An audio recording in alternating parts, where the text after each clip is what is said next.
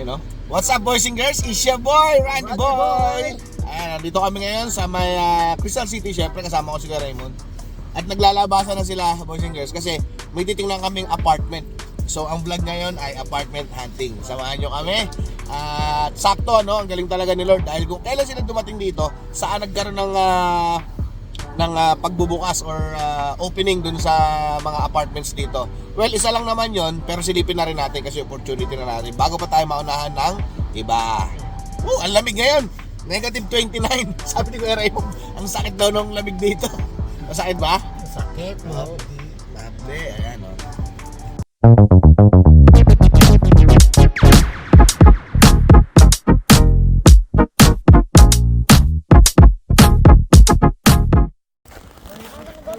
Tingnan mo naman yan, boys and girls. Ito yung school. Ito yung bahay na pinauupahan. Tapos, yung kanto na yon, yung kanto, di ba? Yan, straight kanto. Hospital yan, nandyan, hospital. Tapos yung kumanang kang ganun, palabas na siya ng Crystal City. Tapos ang maganda rito, may mga sa summer, may siyempre school siya, may mga playground na dito sa likod. So pwede daw siya dyan. So let's see, tingnan natin. Sana maganda, kasya sila. Okay, pagpasok mo, isang pababa, isang pataas. Pag akit mo, tinanay, ikaw mag-tour. Oh, sige. Okay. Oh, this is where he sleep. He's camping here. Okay. So, this is the dining and dining area, kitchen. And the living room.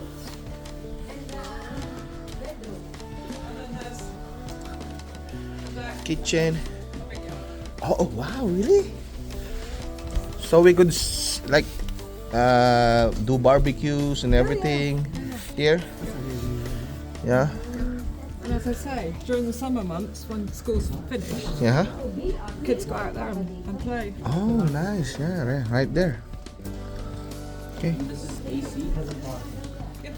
Is this the bedroom? No, this is No, the. he's using as a bedroom. Instead of bringing a bed and being downstairs.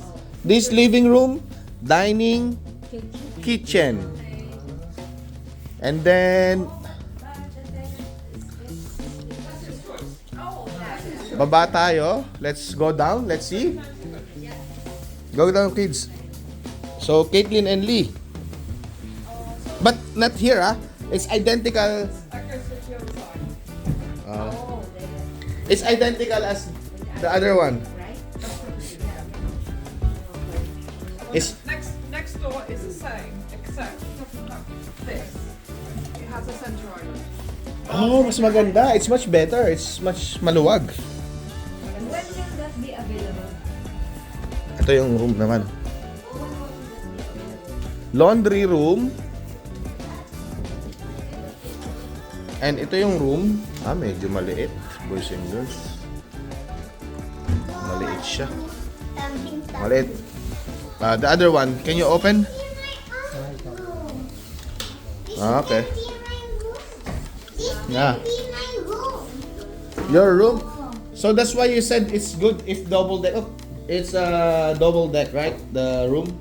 And the bed. Yeah. What's that? Bunk bed. Sorry. Because we call it double deck. Yeah, bunk bed. Several years ago, I had a lady living here who had parted from her husband, and she moved in the 1st of January a few years back. And she had 4 boys. Okay, washroom. 4 boys in there, and then she had Okay.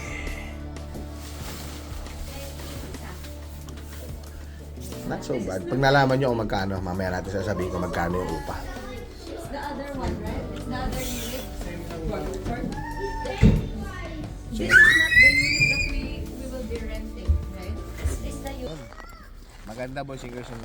Ang upa niya ay 775 per month. Isang buong bahay yan. Ang disadvantage lang sa akin at kay Ona, pero sa akin naman, nakasasakyan ako. Si Ona girl, maglalakad siya ng 600 meters away. Papunta dun sa work. Kalahating kilometro lang.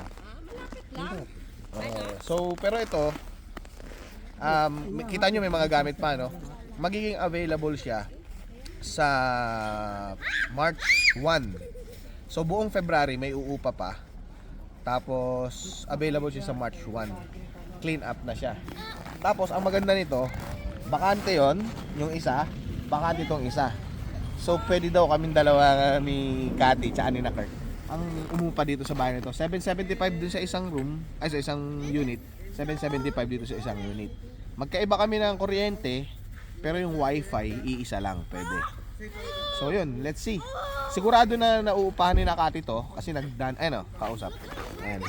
Nag-done deal na sila, okay na, uupahan na nila. Pero again sa March 1 pa sila lilipat. Pero ako, ano sa tingin nyo? Pag-uusapan pa namin ni Ona kung mag-stay ba kami dun sa likod ng bistro, yung room na may kasama kami ibang tao kasi may rumerenta dun, or dito kami solo namin. Yan. Dito kami sa co-op. Alin yung pinapakita niyo diyan, mahal? Gawa mo? Gawa mo ba yan? Hindi pa kadagdagan yung cheese. Pwede. Isa. Ayan.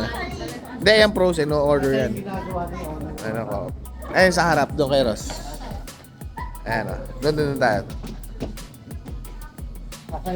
Mahal yung mga sandwich mo. Saan nakalagay? Ito.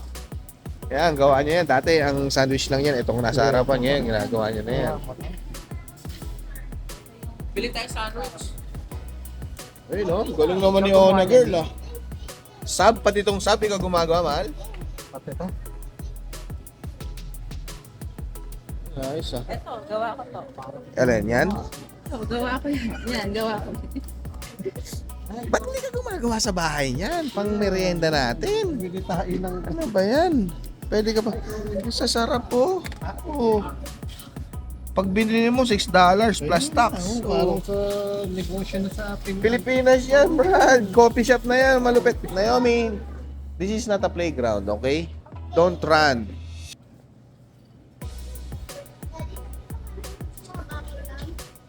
May pera ka ba? Wala pala eh, wag na.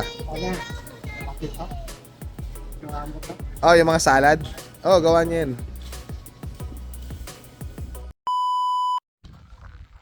Ayun, first Sunday nyo dito sa Manitoba. Yes, Ayan. today is our first Sunday and first Sunday of the month din. Ngayon? Oo nga no. Feb 1. Uy, boys and girls, February 1 na. Happy Valentine's Day. Ayan sa mga naghahanap po ng kadate dyan. Uy, binibenta ko po yan. Masipag, cute, tulad ng daddy. Joke lang. Ayan. Yung nasa likod po namin, Fiber yan. Fiber company. Tapos ngayon, dito po kami sa Cornerstone, dito sa Crystal City.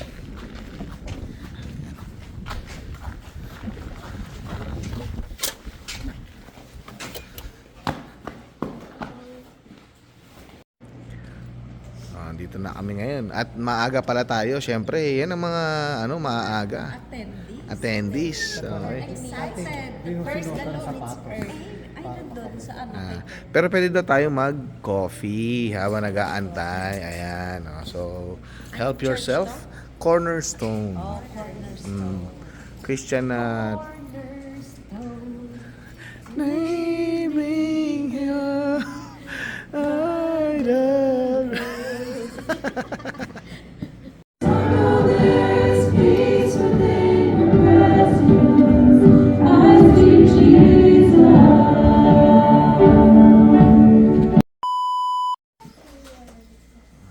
Ito na yung mga estudyante natin, no?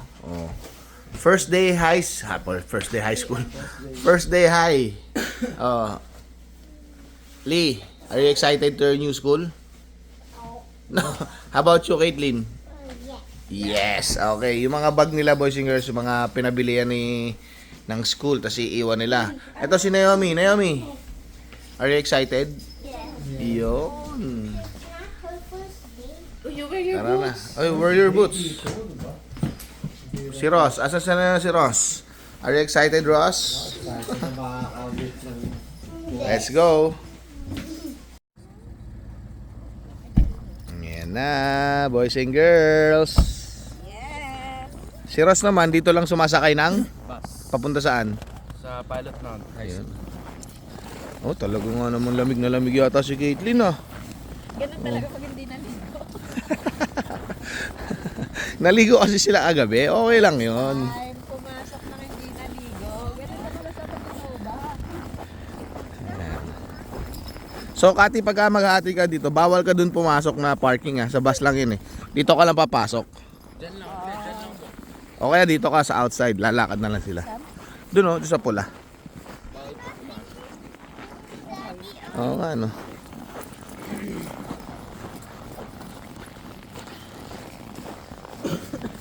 Yan yung mga school bus galing sa ibang school yan.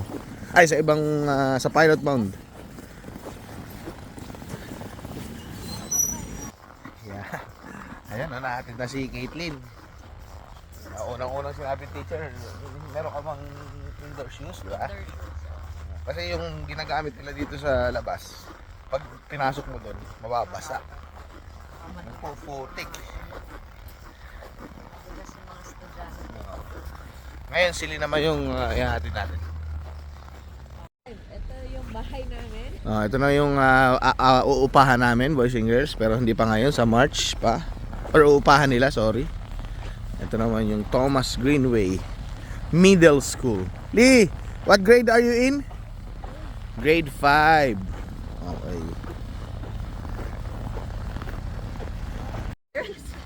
Ayan, So yun, boys and girls, nakapasok pa kami, laki. ang laki, isang L lang. Muntik na ako mawala. So isang hallway lang siya, boys and girls, papasok. Parang kasi Ah. bahay natin. Oo. Ayan, bus. Ayan, pero in the future, or sa March, dito kayo. Oh, apaka-advantage. Kita mo Tapos feeling ko maganda rito kasi may puno Magkakaroon ng leaves yan. Mabubuhay yan. Oh. Di ba? Yun, picture pa Talaga nga naman. Ayan. Sa March, lilipat na sila dyan. Sayang nga hindi pa na bakante agad. Pero, di ba, ang galing ni Lord. Biruin mo, pagdating nila rito, ang tagal-tagal namin naghahanap, boys and girls, ng bahay, ng apartment, anything, wala. Pagdating nila rito, bigla may nag-contact sa akin na mababakante na to sa March. Di ba? God is good. Lord. All the time.